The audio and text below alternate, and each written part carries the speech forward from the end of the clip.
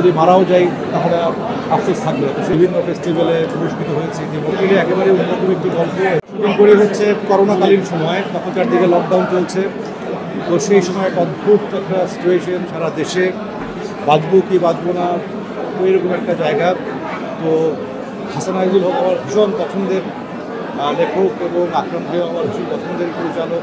তারপরে এই চলচ্চিত্রে যে আমাদের কো অ্যাক্টররা আছেন, জয়া হাসান, সেউতি, দিব্য সৌম্য, তো আমাদের সিনেমাটোগ্রাফার পলাশ, সবাই মিলে একটা দুর্দান্ত একটা টিম। তো সবসময় আমরা অভিনেতারা কী চিন্তা করি, অ্যাক্টর আমি সবসময় ভাবি যে অভিনয় করতে করতে যদি মরে যাই এর চেয়ে আনন্দের আর কী হতে পারে।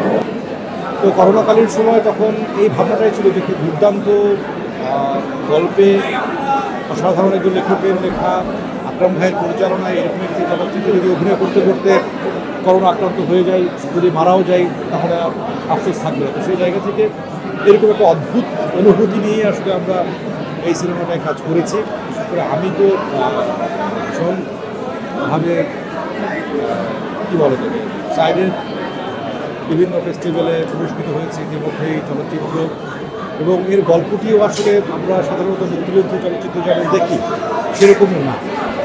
একদমই প্রান্তিক জনগোষ্ঠী, গ্রামের প্রত্যন্ত অঞ্চলের মানুষের চোখে মুক্তিযুদ্ধ কী, দুজন নারীর চোখে, দুজন বিধবার চোখে এই মুক্তিযুদ্ধ, এই দেশ, সমাজ, রাষ্ট্র সব কিছু মিলে একেবারে অন্যরকম একটি গল্প। এবং আমার কাছে মনে হয় যে এই ন্যারেটিভ বা এই গল্প খুব বেশি আমাদের চলচ্চিত্রে আসে।